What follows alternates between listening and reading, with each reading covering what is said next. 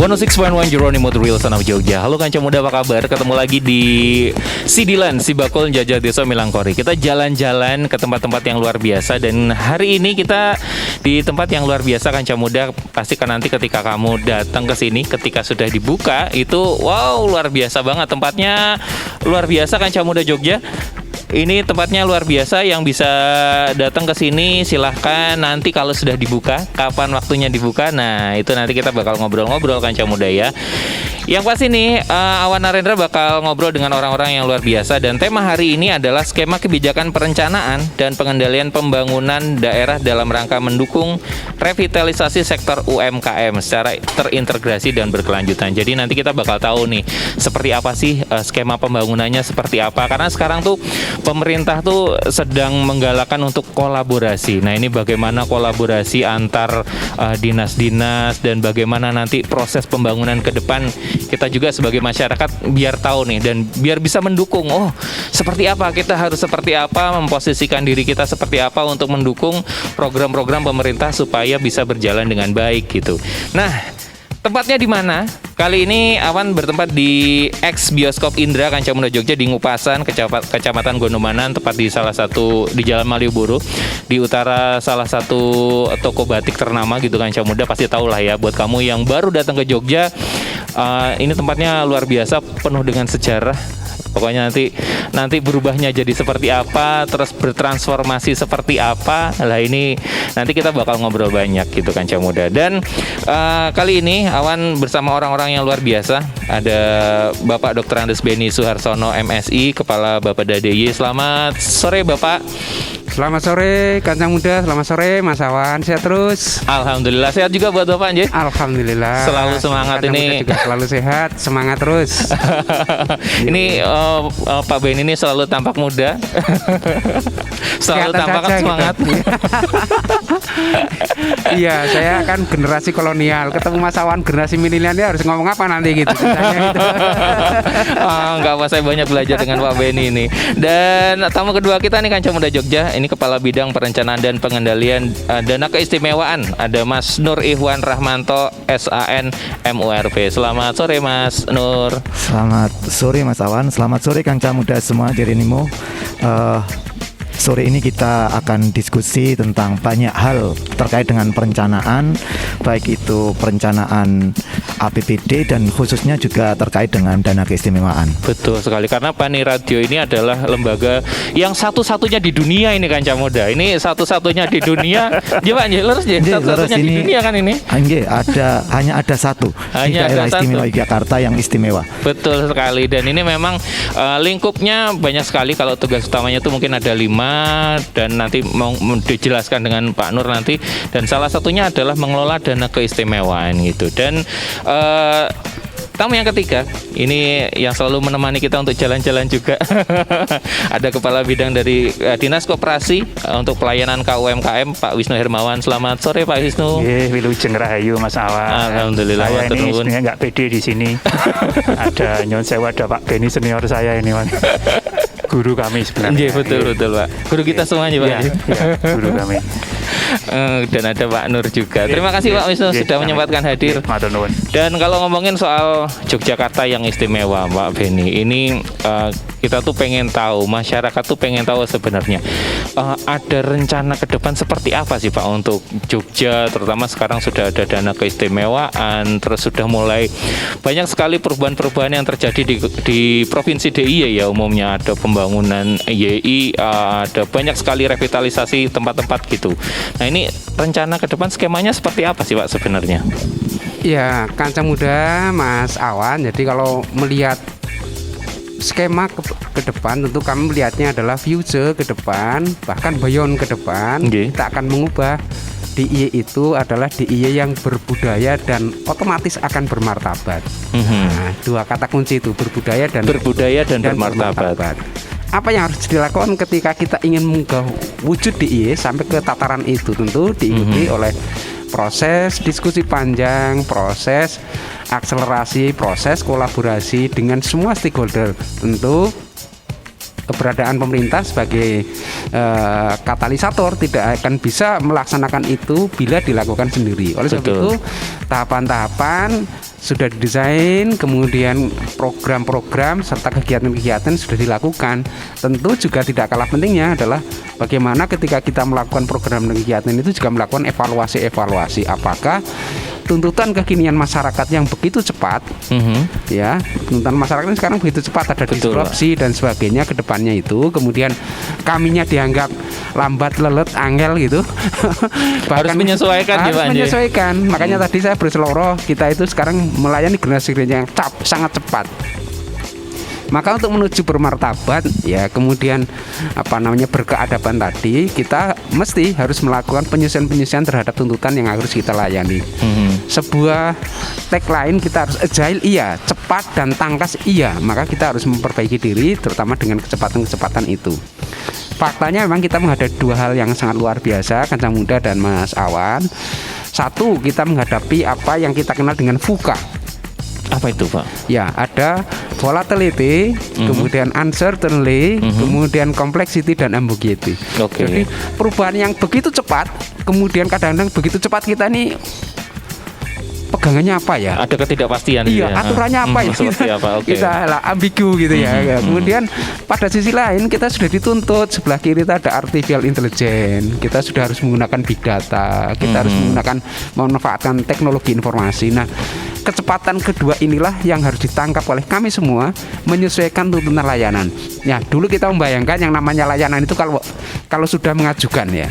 Tapi sekarang itu layanan kan maunya masyarakat dari kamar itu telepon atau WA sudah beres gitu. Sudah beres gitu. Bahkan dokumen itu nanti dikirimnya ke kamarnya lagi gitu. Kan sudah seperti itu. Itu sudah dicontohkan misalnya sekarang layanan terhadap kependudukan. Dulu kan namanya orang ngurus itu harus datang ke kantor, antri berjam-jam, ya peluang kerjanya habis gitu ya. Sekarang tinggal dari rumahnya. Ada smart dukcapil dan lain-lain. Ada smart dukcapil sehingga dia bisa print KK itu dari rumahnya masing-masing. Nah, kayak gini-gini yang sekarang dituntut. Tentu ini tidak mudah dan itu memang walaupun tidak mudah ini harus kita lakukan. Nah, tahapannya kita mengenal ada makronya namanya rencana pembangunan jangka menengah, panjangnya namanya rencana pembangunan jangka panjang daerah. Itu menuntun kita 20 tahun ke depan kita akan mengubah apa. Kemudian yang kedua, semua di birokrasi itu sudah terjebak. Sudah terjebak apa? Jadi orientasinya itu adalah bahwa sebuah aktivitas, sebuah kegiatan itu sudah dinyatakan bekerja.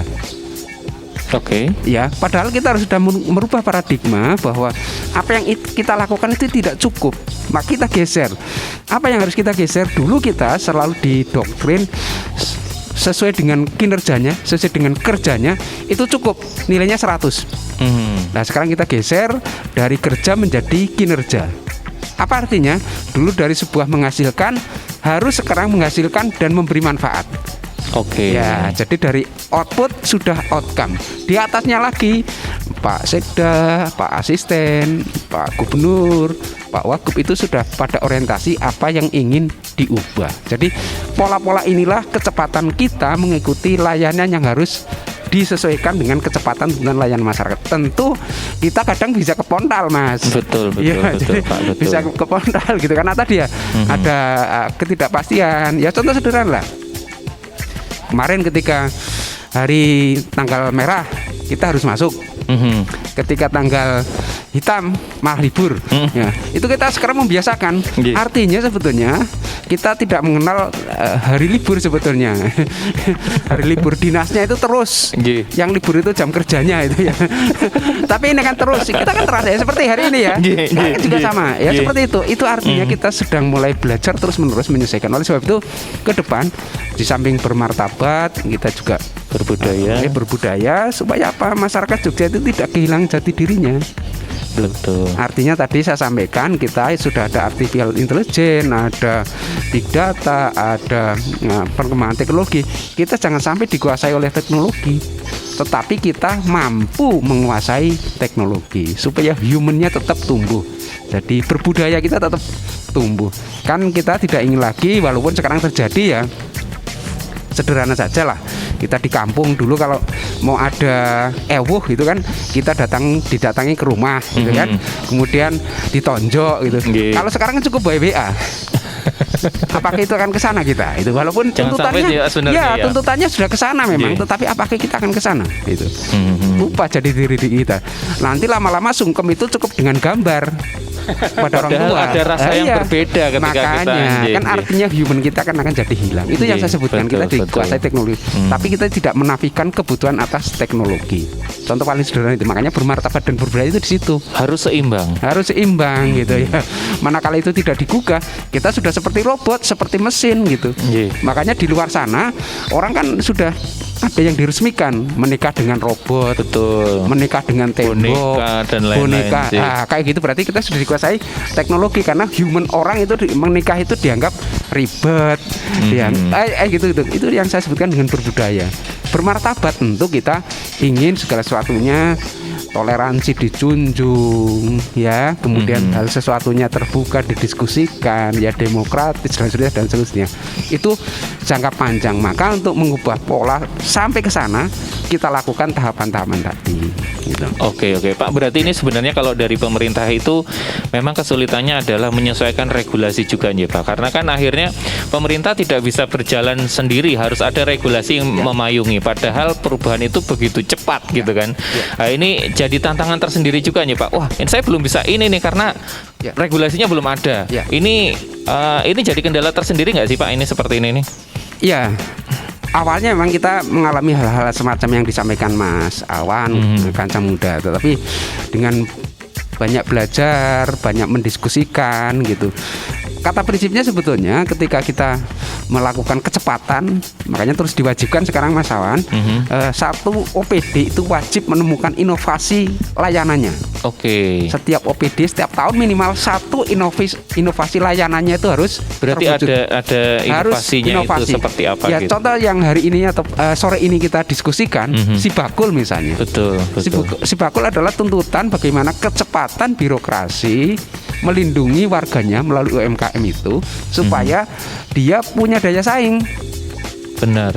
Kalau tanpa itu, ya saya membayangkan kecepatan. Maaf, ini saya sebut branding misalnya ada Bibli, ada Tokopedia, kan marketplace sudah sangat kuat. Benar.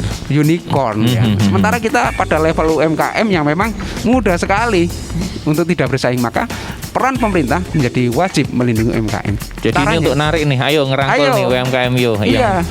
Iya, betul sekali Pak. Dibantu dari semua unsur. Nah, itu yang sekarang coba dan terus akan menjadi proses pembelajaran. Makanya birokrasi dikembangkan. Di samping setiap tahun harus menemukan inovasi untuk layanannya, birokrasi juga dituntut untuk menjadi organisasi pembelajar. Ya. Oke, akhirnya penilaian tadi kinerja tadi ya Pak Anji. Iya, Jadi kinerja, bukan lagi outputnya kerja. harus seperti apa? Iya. Gimana dari situ output itu akhirnya juga muncul turunannya. Oke, bagaimana harus inovasinya seperti Iya. apa? Karena Iya. outputnya harus baik gitu ya Pak ya. Iya. Oke, dan kalau misalnya dari Bapeda sendiri Pak, ini kan sekarang dari Pani Radio ini termasuk lembaga yang baru nih, Ya, 2018 nih Mas Nur nih. 2018 nih. Pani Radio didirikan di 2018 berdasarkan Perda I1 Ya. tahun 2018 terkait dengan kelembagaan. Kelembagaan. Nah ini kalau dari Bapeda sendiri dengan hadirnya Pani Radio ini sendiri seperti apa Pak? Ini untuk skema pembangunannya dan Ya. kolaborasinya dengan Pani Radio ini? Iya. Jadi keberadaan Pani Radio itu atas mandat satu peraturan daerah istimewa. Jadi kita akan punya urusan atau tugas, tanda kutip tugas tambahan tapi menjadi utama gitu ya. Berupa Betul. Undang-Undang 13 tahun 2012. Dulu dua-duanya diampu oleh Bapeda. Sebelum 2018 betul. dua-duanya diampu oleh Bapeda. Sebelum itu diampu dikoordinasikan oleh asisten keistimewaan. Terus bergerak, kebutuhan layanan tadi harus di backup betul-betul oleh lembaga yang mampu merencanakan dari hulu sampai hilir termasuk pengendaliannya. Nah, maka keberadaan Pani Radio menjadi sangat strategis di situ karena dia akan mengawal satu undang-undang penuh yaitu Undang-Undang 13 tahun 2012. Jadi lebih fokus nih Pak Anji. Fokus gitulah. Posisinya gimana antara Bapeda dengan Pani Radio adalah posisinya sama. Kami punya kedudukan yang sama dengan Pani Radio di mana kami akan mengawal undang-undang pemerintahan secara umum gitu di luar undang-undang keistimewaan. Pengertian di luar bukan berdiri sendiri loh ya. Karena di situ nanti akan ketemu rumah besar yang saya sampaikan di depan, yaitu rencana pembangunan jangka menengah daerah. Di dalamnya ada urusan keistimewaan yang dikawal oleh Paniradio. Jadi nanti dalam satu rumah besar, kalau saya bahasa sering menyampaikan, di rumah besar itu terdiri dari kamar-kamar, satunya kamar Bada, satunya kamar Paniradio. Tapi kita mendiskusikan bersama di ruang tamu dan mendialogkannya untuk ketemu melakukan sinkronisasi. Karena tidak mungkin dipisahkan antara Bapeda dengan Paniradio. Betul, sangat-sangat jadi saling memang terkait harus nih. saling terkait ya, konektivitasnya juga sangat-sangat dekat gitu ya, saling membutuhkan gitu satu sama lain. Jadi bangunan ini adalah bangunan rumah besar yang diisi oleh kamar-kamar. Di antara kita harus mendiskusikannya di ruang tamu dan kita selalu bicara ke arah sana. Gitu. Jadi akhirnya hadirnya Paniradio ini bisa membuat lebih cepat berlari ya Pak ya, karena ada teman yang bisa diajak lari bareng. Betul. Ayo diajak mikir bareng, yuk lari bareng yuk gitu ya. Dan Paniradio sendiri sekarang kan akhirnya banyak sekali aspek yang digarap ya Pak, dari pertanahan sendiri, dari kebijakan-kebijakan keistimewaan sendiri. Nah ini perkembangannya untuk skema pembangunan di Yogyakarta provinsi ini seperti apa dari dana IS sendiri, seperti apa nih Mas Nur? Oke, terima kasih Mas Awan dan Kanca Muda. Ini setiap bertemu atau setiap ada sosialisasi, saya pengen cerita dulu terkait dengan Paniradio sebenarnya. Oh iya betul Mas. Biar kita nanti tahu tentang Paniradio keistimewaan. Jadi tadi sudah disampaikan bahwa Paniradio keistimewaan itu berdiri berdasarkan Perda I 1 tahun 2018 tentang kelembagaan daerah istimewa Yogyakarta. Dan selanjutnya tugas pokok dan fungsinya diatur dalam Pergub 59 tahun 2018 dan dirubah di tahun 2020 dengan Pergub 20 tahun 2020. Jadi Paniradio mempunyai tugas pokok dan fungsi, tadi sudah disebutkan ada 5, tapi yang paling pokok yang biasanya terkait dengan masyarakat adalah terkait dengan penyusunan kebijakan keistimewaan, terkait dengan koordinasi perencanaan dana keistimewaan, dan juga terkait dengan pengendalian Mas Awan. Jadi kami di daerah istimewa Yogyakarta ini tadi seperti yang disampaikan Pak Beni, bahwa Paniradio itu merupakan salah satu kamar gitu. Tadi memang koordinatornya tetap ada di Bapeda. Tadi yang merumuskan kebijakan besarnya itu ada di Bapeda. Jadi kami hanya menjadi bagian dari apa yang akan dilakukan di daerah istimewa Yogyakarta. Tadi disebutkan bahwa kami masuk di dalam RPJMD, rencana pembangunan jangka menengah, jangka menengah, dan itu juga merupakan tahapan dari tadi yang disampaikan Pak Beni tadi. Jadi RPJP di dalamnya Bapak Gubernur dan Bapak Wakil Gubernur punya visi di RPJP. Visi itu dilaksanakan secara bertahap melalui RPJM tadi. Di RPJM pun Bapak Gubernur juga mempunyai visi. Tadi salah satu visi yang disampaikan oleh Pak Beni terkait dengan masyarakat yang bermartabat dan berbudaya. Tadi sudah diterangkan panjang lebar terkait, dan kami di Paniradio itu mendukung visi dan misi Bapak Gubernur tadi. Jadi kami mendukung dari sisi keistimewaan.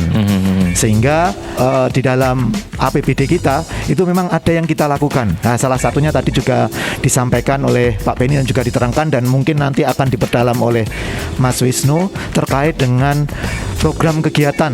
Misalnya si Bakul tadi, dan tadi juga disampaikan Pak Beni bahwa kalau dulu itu hanya kerja, sekarang kinerja. Jadi sekarang ini yang diharapkan oleh semua pihak, baik pemerintah pusat, masyarakat, itu tidak hanya output. Setelah saya melakukan program kegiatan, ini hasilnya. Tidak itu, tapi juga outcome. Jadi output itu, barang jasa itu bisa berfungsi, bisa bermanfaat.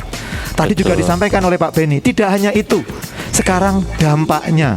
Nah, oleh karena itu memang kami di Paniradio Keistimewaan mencoba bagaimana program kegiatan yang dilakukan oleh OPD yang melaksanakan dana keistimewaan itu bisa mengarah pada dampak yang besar gitu. Jadi tadi disampaikan Pak Beni, di tingkat Pak Seda, Pak Wakil Gubernur dan Pak Gubernur itu sudah pengaruh dampak Jadi kalaupun terkait dengan Sibakul ini, bagaimana Sibakul ini bisa mengembangkan UMKM dan nanti akhirnya meningkatkan kesejahteraan masyarakat. Jadi sesuai dengan tujuan dari keistimewaan di pasal 5 di Undang-Undang 13 tahun 2012 ini disebutkan, itu di poin B, kesejahteraan dan ketentraman masyarakat. Diharapkan program kegiatan yang dilakukan melalui dana keistimewaan itu bisa mengarah pada tujuan keistimewaan.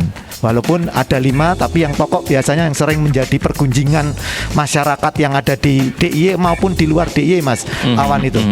Jadi mungkin nanti Kanca Muda juga sering mendengarkan danais itu. Lah itu sebenarnya tujuan kita ada pada kesejahteraan dan ketentraman masyarakat. Itu di pasal 5 Undang-Undang Keistimewaan. Jadi dan tadi juga sudah disampaikan oleh Pak Beni, kita tidak bisa berjalan sendiri. Di era tadi yang disampaikan uncertainty, ambiguity, complexity itu memang kita harus punya strategi yang bisa kita jalankan untuk mengatasi ketidakpastian, mengatasi kompleksitas, kecepatan, ambiguity. Jadi memang kita harus punya strategi. Jadi dalam perencanaan yang dilakukan di Panirado Keistimewaan dan kita didampingi oleh Bapeda, itu kita mencoba mencari strategi-strategi tadi. Bagaimana tadi disampaikan. Jadi terhadap milenial lah, terhadap Kanca Muda milenial ini kan memang mereka kan kadang-kadang bebas value, tapi kan tetap ada regulasi yang membatasi kita. Tadi bagaimana kita harus mencari strategi agar ketika kita melakukan program kegiatan itu bisa mengatasi fuja tadi, tapi kita tidak melanggar regulasi, Mas Awan. Mungkin itu Mas Awan. Betul. Menarik ya. Jadi akhirnya Paniradio ini juga berdiri posisinya juga mengawasi penggunaan dana istimewa ini. Sebenarnya dampaknya seperti apa, sejauh mana, terus apakah sudah sesuai dengan visi misi Pak Gubernur Kanjeng Sultan atau nanti seperti apa, itu juga jadi salah satu tugas pokoknya dari Paniradio nggih. Leres pengendalian bersama-sama dengan pengendalian di Bapeda, kita mencoba mengukur, melihat hasil dari apa yang kita lakukan. Jadi kita bersama-sama, tidak bisa terlepaskan, karena kan tidak bisa kita kemiskinan itu bisa diturunkan berapa persen dari dana keistimewaan, tidak, tapi bersama-sama dengan APBD secara keseluruhan yang di dalamnya ada dana keistimewaan, Mas. Jadi dana keistimewaan ini kurang lebih sekitar di rata-rata itu kurang lebih sekitar 20-30% kontribusinya terhadap APBD secara umum gitu. Oh, banyak ya Pak ya? Iya, lumayan banyak. Ya. Lumayan banyak itu 30%. Wah, banyak sekali. Luar biasa Kanca Muda Jogja. Dari sini kamu mungkin punya dapat informasi, gambaran bahwasanya sebenarnya sekarang pemerintah itu berusaha bekerja secara menyeluruh, holistik, terus terintegrasi satu sama lain gitu, dan akhirnya berusaha pengen menyelesaikan masalah itu. Ayo naik bisa tuh bareng-bareng semua. Luar biasa sebenarnya kalau ngomongin kolaborasi dan lain-lain. Nah, ini dari pemerintah sendiri Pak Beni, dari pemerintah sendiri ini kalau dari Ngarsos dalam sendiri itu pengennya pembangunan di Jogja itu seperti apa sih Pak gitu kan, tadi bermartabat, berbudaya, terus kemudian pemanfaatan tanah Sultan yang sekarang juga baru pengen dioptimalkan gitu. Ini seperti apa Pak gambarannya supaya juga masyarakat tahu nih, oh ternyata Sultan itu punya keinginan seperti ini gitu loh. Ya, Kanca Muda, Mas Awan, saya sangat senang sekali diskusi sore hari ini karena banyak gagasan, banyak ide yang ingin dikemukakan baik dari Kanca Muda maupun ini dari Jerenimo yang mengawal Sibakul Jajah Desa Milangkori. Jadi sebetulnya sudah sangat tegas kehendak beliau di RPJMD DIY 2017-2022. Jadi kalau Kanca Muda ingin melihat dokumen kehendak beliau ke depan seperti apa, bukalah RPJMD DIY 2017. Ada lengkap dan sampai detil kegiatan yang harus dikerjakan oleh semua OPD. Supaya apa? Bisa diukur bisa diukur. Jadi setiap OPD tidak ngawur gitu. Ada KPI-nya. Ada KPI-nya ya, Key Performance Indicator-nya itu ada seberapa persen Anda ketika melakukan aktivitas ini dukungannya terhadap capaian visi misi. Itu diukur. Maka jangan kaget Mas Awan, saya juga tidak sedang umuk diri, ini prestasi semua masyarakat Jogja. Kita sistem akuntabilitas instansi pemerintahnya terbaik se-Indonesia. Wah, luar biasa. Iya, dengan predikat nilai AA. Wah, itu kemarin perintahnya berselorong harus dalam Pak Beni, kalau ada nilai A3, kejar A3. Nilainya kan cuma A2 gitu ya, seperti itu. Siap, ya kayak baterai alkalin gitu Mas Awan, kata muda seperti itu. Kemudian ini efek sampingnya dengan akuntabilitas tadi, kami juga diganjar predikat reformasi birokrasinya pada tataran nilainya A. Luar biasa. Itu juga sudah sangat bagus dan tertinggi yang level provinsi. Makanya Mas Awan jangan kaget, kita tidak bicara penghargaan lagi lah kalau gitu ya. Tapi bagaimana upaya-upaya konkret seperti ini dampaknya terasa betul di masyarakat. Lalu apa? Kalau seperti ini dampaknya masyarakat termudahkan. Betul Pak. Betul. Termudahkan. Akses kesehatan termudahkan, akses pendidikan termudahkan, akses. Nah ini yang jadi diskusi terus menerus, akses ekonomi termudahkan. Maka kita juga sama melakukan afirmasi policy ke wilayah selatan, afirmasi policy ke penduduk miskin. Makanya kemarin kita reposisi penduduk miskin kita yang 12,8. Yuk kita lihat bener enggak? Betul. 12,8 itu gitu. Seberapa kedalaman kemiskinan itu? Desirnya di mana toh supaya apa yang sudah miliaran digelontorkan itu tepat sasaran. Sehingga kalau kita bicaranya ini bagi yang lansia, kemudian yang mungkin pada kategori disabilitas, mungkin kategori yang sudah tidak berdaya, ya sudah programnya jelas kalau itu perlindungan sosial gitu. Kita nggak bisa diskusi lagi pemberdayaan gitu. Nah kita bisa mengungkit yang pada level di tengahnya bisa dilakukan pemberdayaan, sehingga kasat mata kalau teman-teman ya saya juga harus mengikuti kecepatan itu. Silakan buka sistemnya, namanya Jogja Plan. Jogja Plan.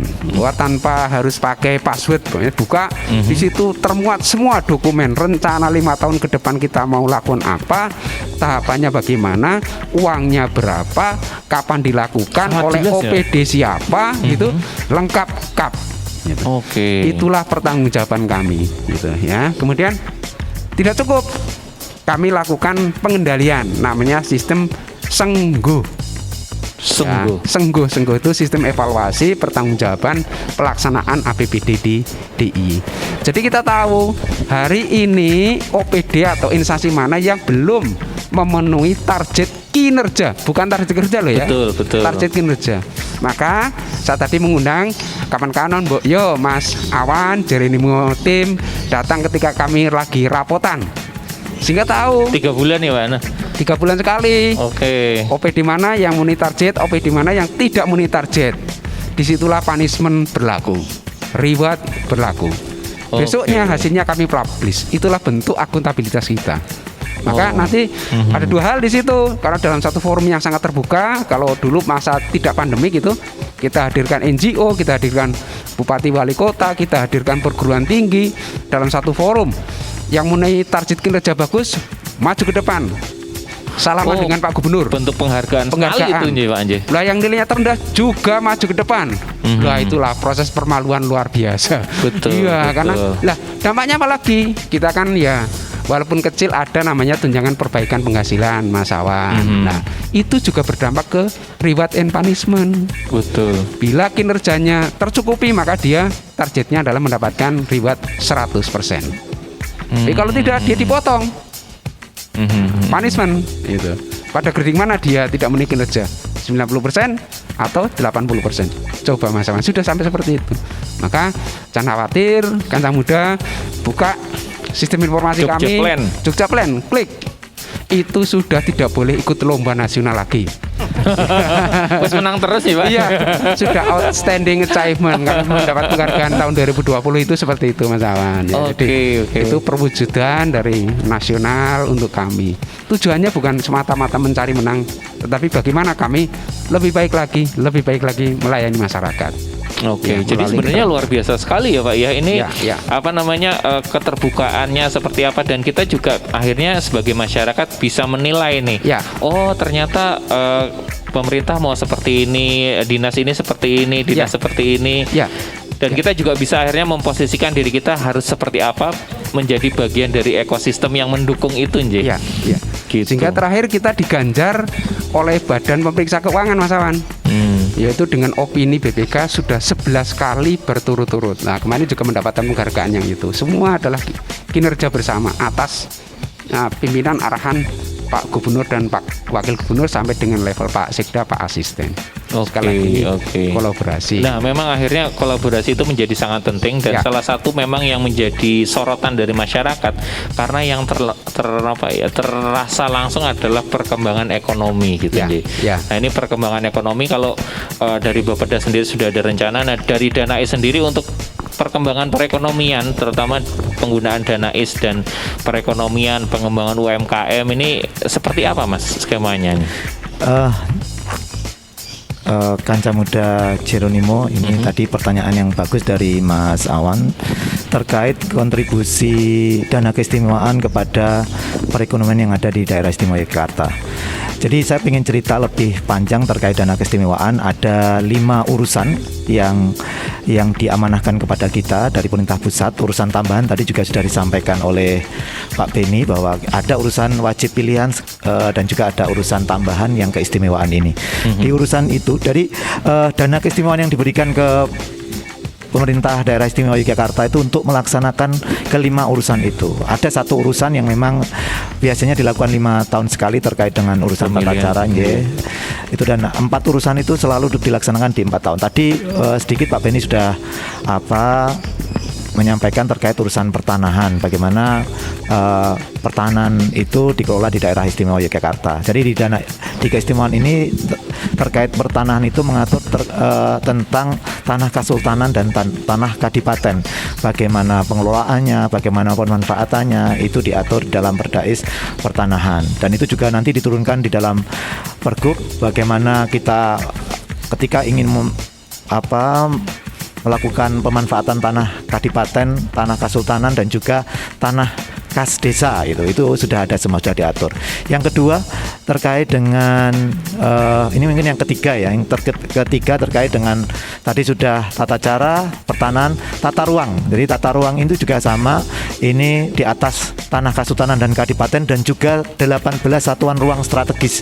Jadi ada 18 satuan ruang strategis yang ada di daerah istimewa Yogyakarta, terbentang dari sebelah timur di Gunung Kidul sampai di Kota Wates, di utara di Menoreh, di kawasan Gunung Merapi, dan di selatan di pantai selatan. Itu menjadi bagian dari satuan ruang strategis yang 18 lagi. Dan juga kita di sini ini di kawasan Indra ini masuk di kawasan satuan ruang strategis Sumbu Filosofi, ini terbentang dari Tugu sampai Panggung Krapia. Itu terkait dan pembangunan tidak hanya fisik sebenarnya, juga ada yang terkait dengan pemberdayaan masyarakat. Ini yang sudah kita lakukan di Tonegoro, itu kita melakukan pemberdayaan masyarakat terkait dengan pertanian durian.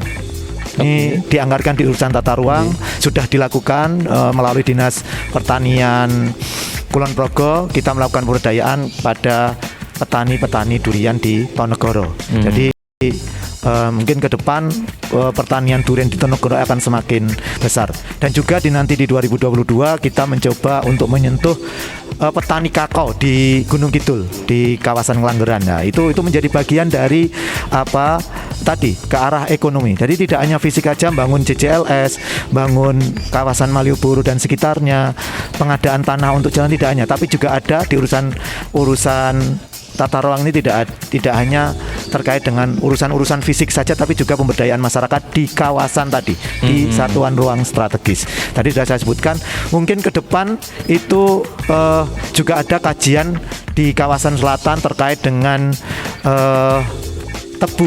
budidaya tebu di kawasan selatan, karena itu amanah dari RPJMN juga, jadi dari pusat juga terkait dengan budidaya tebu di kawasan selatan daerah istimewa Yogyakarta. Itu sudah mulai kita coba, kita kaji, nanti kita lihat apakah memang benar-benar ada potensinya atau dikhawatirkan nanti tidak ada potensinya, sehingga tindak lanjutnya kita lihat setelah nanti kajian. Itu terkait dengan tata ruang, terkait dengan kelembagaan. Jadi sekarang sudah dimulai kelembagaan itu, perubahan nomenklatur kelembagaan yang ada di daerah istimewa Yogyakarta, baik di DIY, di tingkatan provinsi, di kabupaten kota, dan juga di kelurahan dan kecamatan. Jadi kalau sekarang itu di kota itu tidak ada kecamatan, adanya kementerian. Nah itu kalau di kabupaten, kecamatan juga berganti menjadi Kapanewon, Pak Camatnya menjadi Pak Panewu. Sekarang di kelurahan juga sama, ada perubahan nomenklatur, kembali ke nama-nama asli gitu.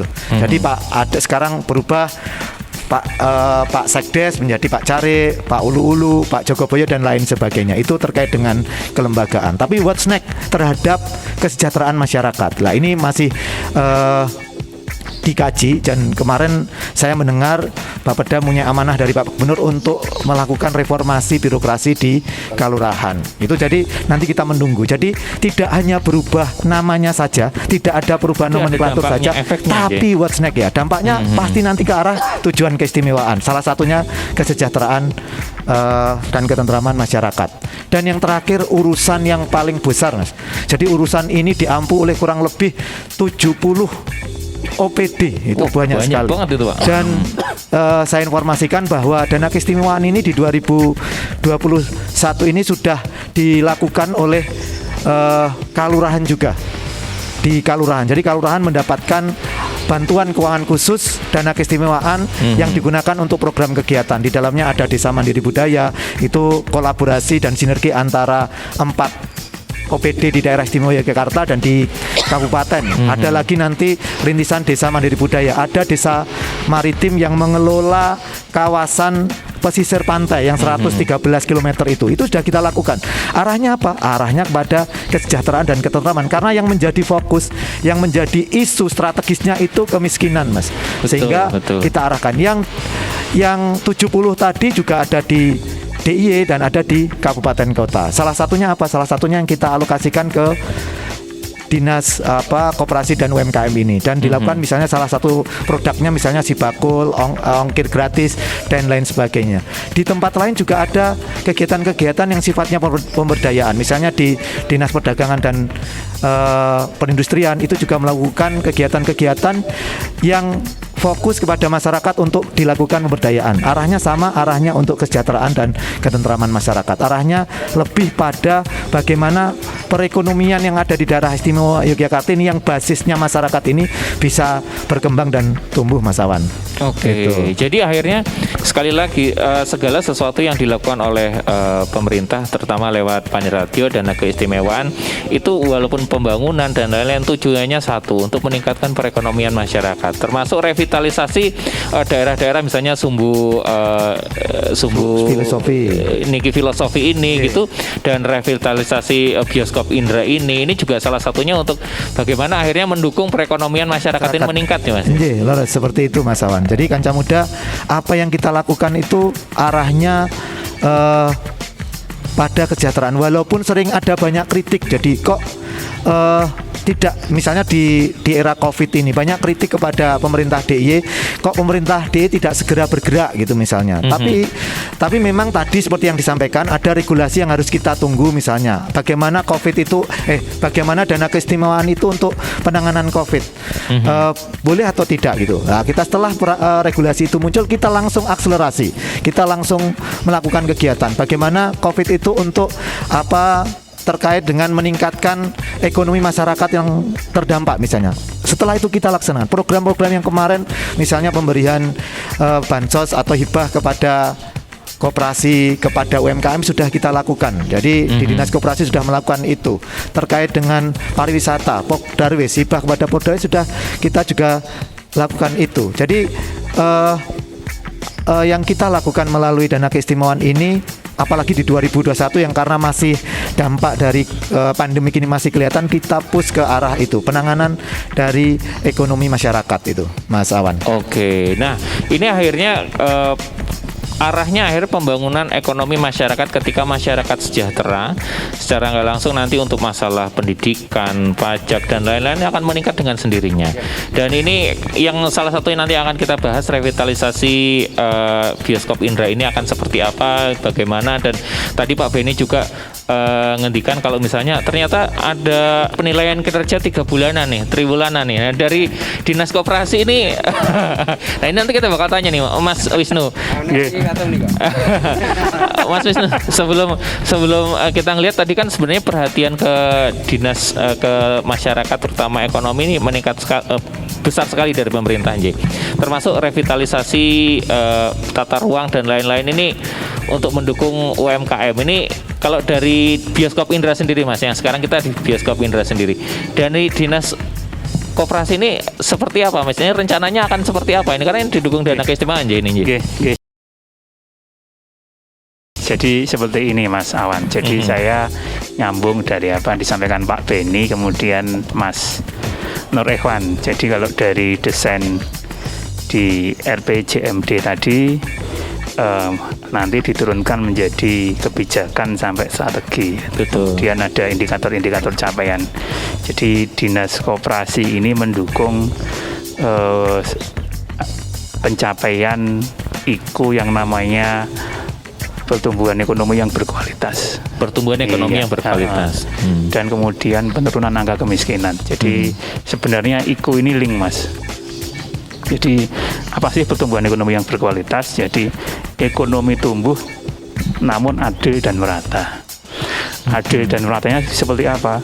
Kemiskinannya turun, ketimpangan pendapatannya bisa ditekan. Nah, ini yang menjadi kemudian kita nyokong ini Mas, kita nyokong ini. Dan ini kan disokong oleh tidak hanya Dinas Koperasi, ada beberapa OPD yang juga mensupport. Tadi kalau di jadwal Pak Beni, karena tadi Pak Beni juga menjelaskan yang namanya apa ya tadi bahasa kami itu vision driven organization Pak Beni ya. Jadi visinya ngaso dalam, visinya Bapak Gubernur ini harus didukung oleh organisasi-organisasi di bawahnya.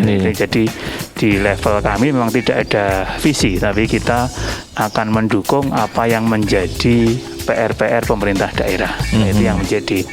Nah, makanya dengan tercapainya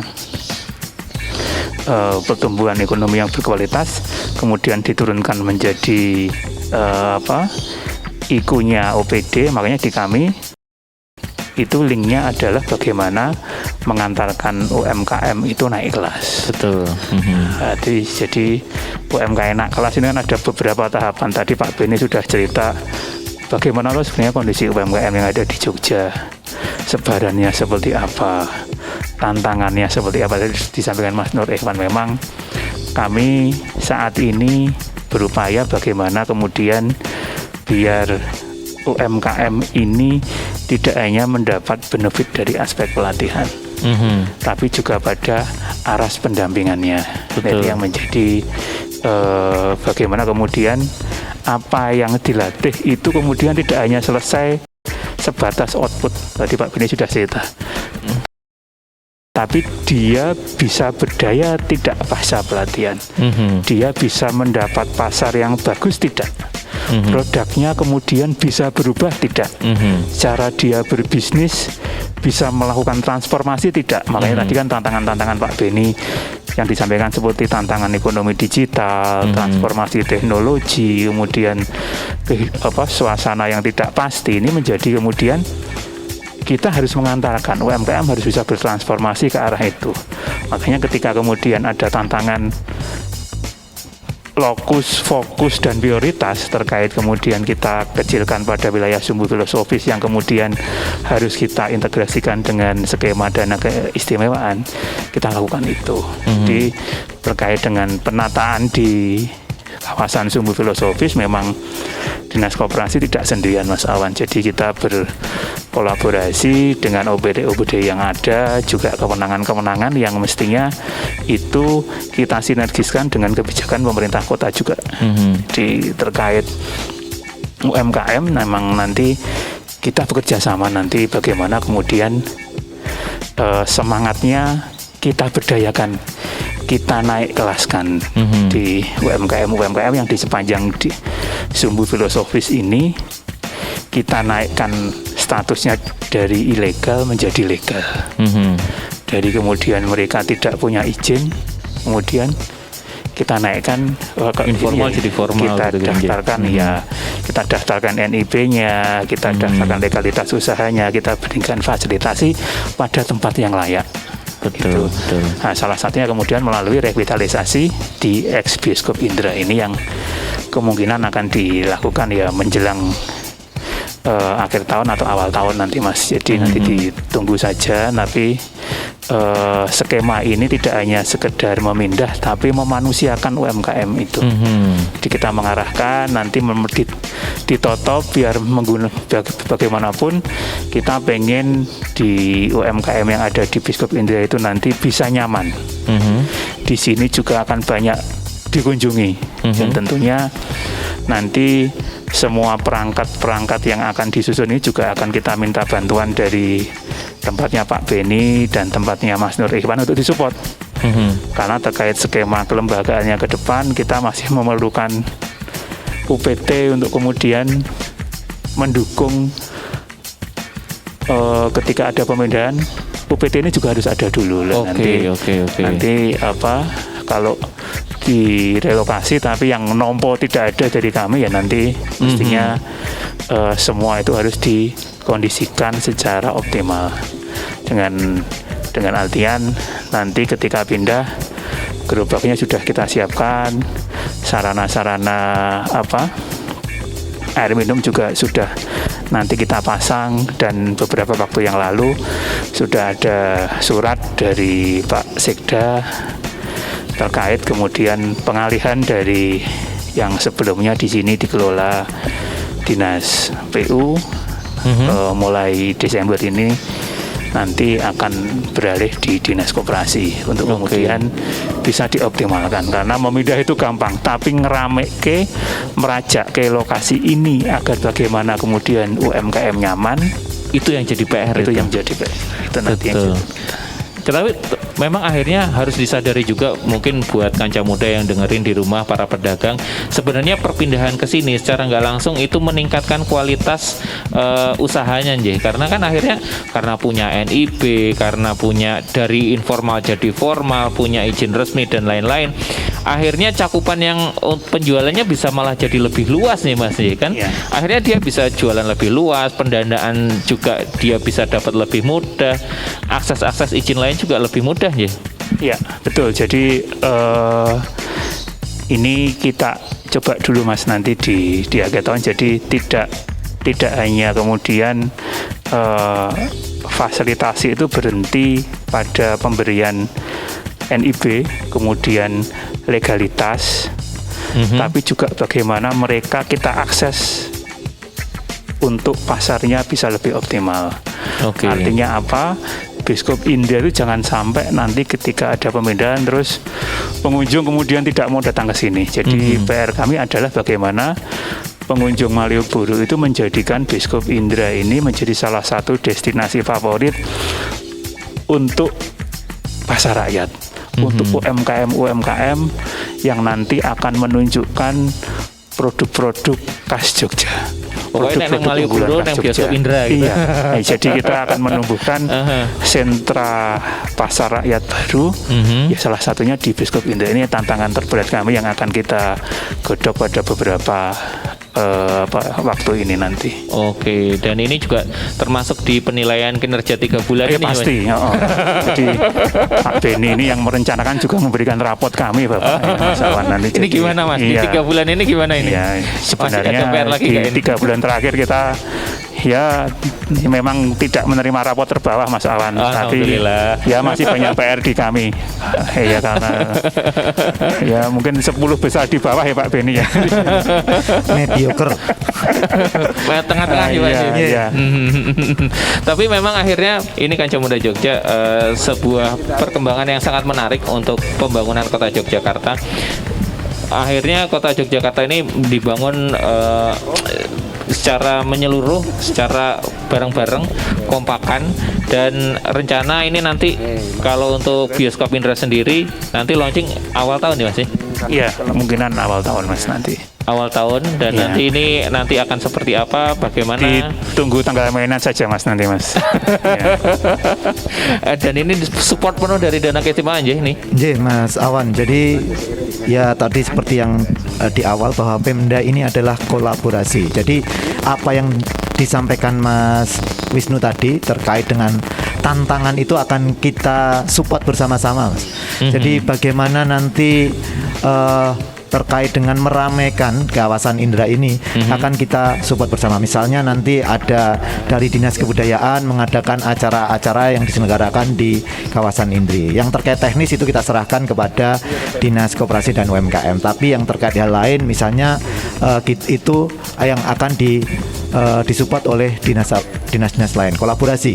Jadi nanti event-event seni budaya misalnya akan ada di sini. Terkait dengan promosi misalnya ini menjadi bagian dari satu destinasi di kawasan Sumbu Wilwasui. Teman-teman di pariwisata nanti akan mensupport.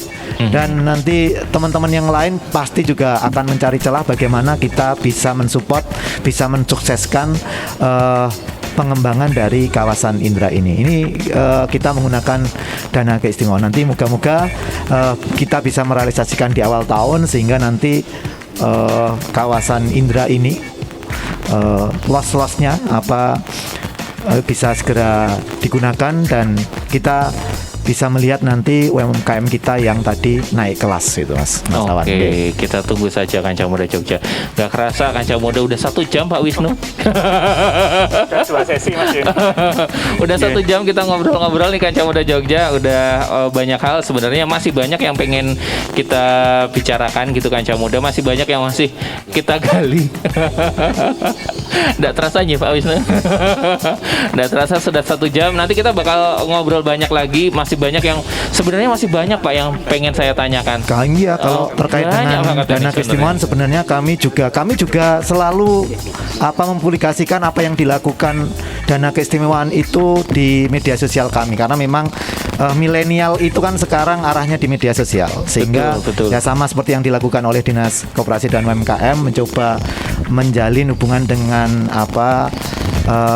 Jeronimo misalnya dengan radio, dengan kami juga dengan TV dan juga kita memanfaatkan media-media sosial untuk bagaimana masyarakat tahu apa yang dilakukan oleh Pani Radio Keistimewaan dan Pemda DIY dalam melaksanakan atau merealisasikan apa yang menjadi visi Bapak Gubernur dan Wakil Gubernur dengan menggunakan dana keistimewaan itu Mas Awan. Oke, ada logo barunya sekarang Kancah Muda Jogja, dana keistimewaan. Jadi nanti segala sesuatu yang disupport sama dana keistimewaan akan ada logo-logo dari dana keistimewaan Pak J. Itu memperkenalkan dana keistimewaan karena selama ini tuh pasti orang-orang dana keistimewaan kemana? Kalau lihat di jalan-jalan itu.